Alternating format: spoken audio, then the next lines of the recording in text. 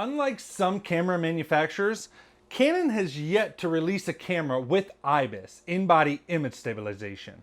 While they do offer lenses that have stabilization, from my use of them, they're not nearly as effective as cameras that actually offer it in-body. The recently announced EOS R5 has been confirmed to be their first camera with IBIS. However, I needed something now to help with stabilization while shooting video with my EOS 80D that I'm using to shoot this, or my Canon EOS M200. You see, when I'm shooting videos, especially for YouTube, I actually like the look of handheld movement when I'm shooting my B-roll for those videos that I place over top of my talking head video. While I like the look of handheld because I think it can feel more intimate, and with a setting like YouTube I think that works better, sometimes the jerkiness can be a bit too much, which then requires me to constantly be messing around with warp stabilizer in post, drastically slowing down my workflow process. This is especially true when my wife is helping me out because I need B-roll shots where I'm the subject.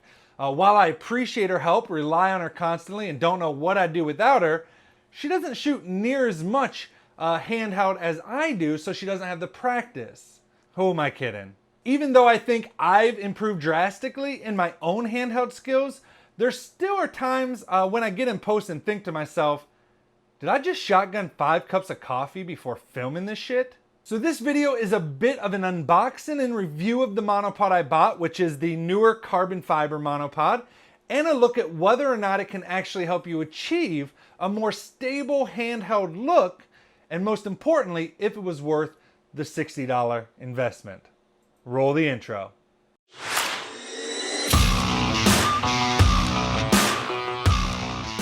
Welcome back to the channel, friends. If you're a regular around these parts, don't forget to drop a like and leave the hashtag OMG down in the comments below to let me know who you are. If you're new around here and you like videos and tutorials related to photography and videography, like this one, don't forget to subscribe by hitting the red subscribe button below, and don't forget to ring the bell next to it to be notified when I post new videos. Also, I love streaming on Twitch TV, so if you have any additional questions after watching this video, or any feedback on how I can make these videos better, feel free to drop in my stream at any time and say hello. Link, as always, will be down in the description. All right, with the formalities out of the way, let's go ahead and dive in. The first thing I want to do is head into my living room where I have everything set up and ready to go to unbox the Neewer carbon fiber monopod and show you guys exactly what you get if you're looking at purchasing it for yourself. All right guys, so before we jump into the review of the Neewer monopod, we're gonna go ahead and do a quick unboxing just to show you guys what you guys get in it if you were to buy this monopod. So it comes in a plain black box, just this camera monopod, got a couple UPC stickers on it, nothing fancy with the packaging. Nice little carrying case it looks like for everything. I'm assuming everything's inside of here since there was nothing else in the box. Okay, so it looks like, now this monopod comes with, let me pull out the monopod first and then we'll talk about the actual accessories there. So the monopod comes with, is that all that's in there? A little gel packet to keep water moisture away. I keep those in the product. But this monopod is the kind that actually has the 3 little feet on it, like this, and then you're able to loosen it here. And as you're using the monopod, you can use it just like you would a monopod, but it actually has 3 feet to help keep it steady. However, if you don't want the 3 feet on it, you can actually remove this, and it does come with the metal spike tip, which is kind of normal with most monopods, which is how most monopods are.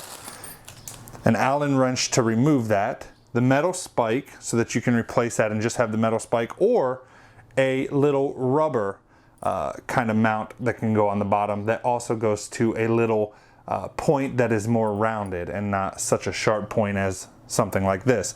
So that's nice that you are able to remove the 3 feet if you want. Personally, I don't see me doing that too much, as the whole reason I got this one versus other monopods is specifically because of these feet. I think it helps give you a little more stability as you're doing it.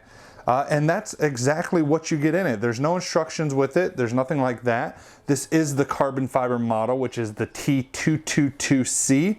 Has turn lock, which I know some other monopods have the latches that you just undo and redo. However, I went with this one mainly because, if I'm being honest, I have other Neewer products and they've all been really, really good.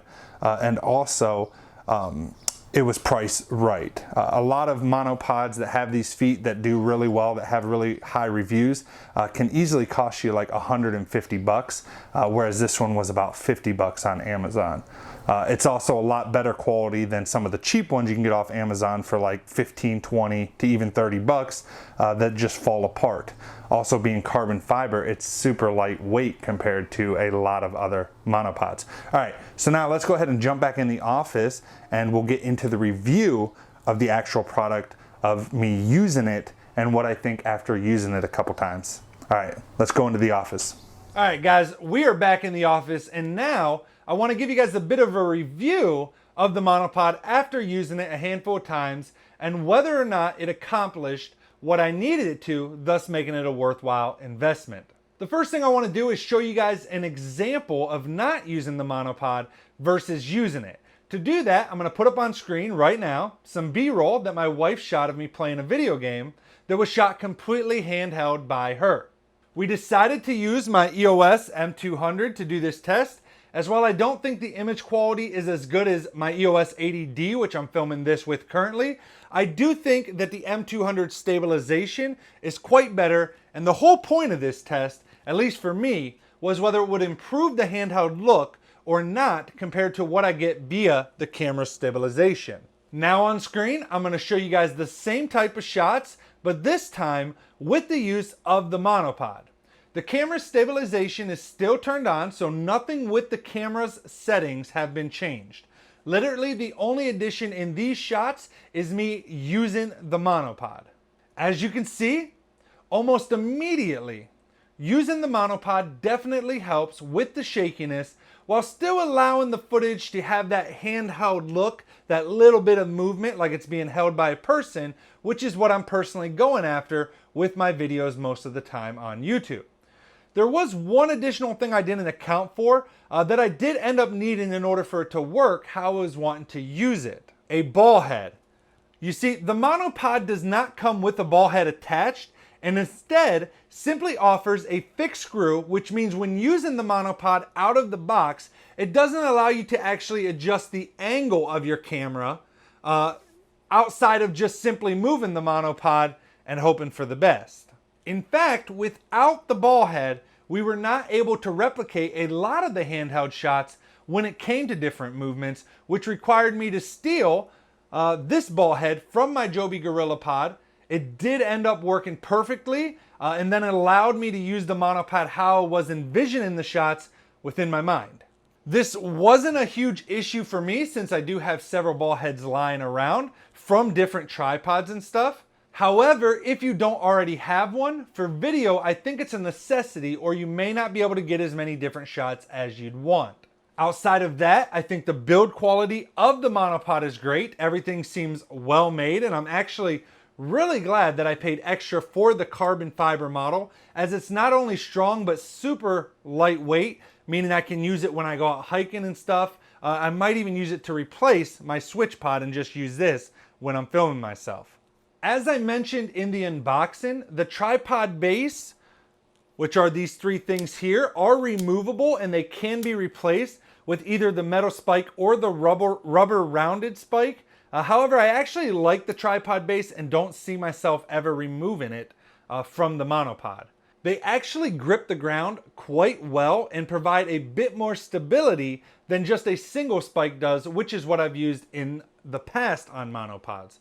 Also, the ball socket for the actual monopod works great, allowing for very fluid movements, at least from our testing. One tip is that I noticed it does help to keep one foot on one of the feet of the tripod base, just to stop yourself from accidentally causing a jerk when you reach the end of the line and the feet start to go up. Also, I know a lot of people like the clip locks instead of the twist locks like this has. as they allow for quicker use of the extension tubes and making it open and close. However, this isn't an issue for me personally, and I actually prefer the twist locks. For whatever reason, especially with budget-friendly tripods and monopods, I've not had much luck with the clip locks as they wear out and just won't stay tight. This may be different for higher quality, more expensive monopods. However, I was not looking at spending $200 to $250 for a Manfrotto or similar brand monopod, as it's just simply out of my budget right now. Overall, for about $60, I don't think it's a bad deal. However, I do wish maybe it cost an extra 20 bucks and came with a decent ball head right out of the box. Personally, at least for me, it's unusable without one since I shoot mainly video. And because of that, unless you are specifically looking for a monopod that includes the 3-foot tripod base, I think you can find a better deal if you look around a bit. For example, Manfrotto does offer some simple monopods like this one that has the twist locks and are made from aluminum though instead of carbon fiber, and doesn't have the tripod base, and those only run about 50 bucks on Amazon. Like the Neewer monopod, it doesn't come with a ball head or fluid head on it, but if you already have one, I think it may be the better deal. Again, that's if you aren't specifically wanting the tripod base. If you do, then I think that this monopod is a great deal, as there aren't many options in this price range that offer a tripod base and are carbon fiber, which is a lighter material than aluminum and more sturdy. With that said, thanks so much for watching this video, guys. If you enjoyed it, don't forget to smash that like button. It helps me out tremendously, means the world to me. Also, if you enjoyed videos related to photography and videography like this one, don't forget to subscribe by clicking the red subscribe button below and ring the bell next to it to be notified when I post new videos. Also, don't forget that I myself do live stream on Twitch TV.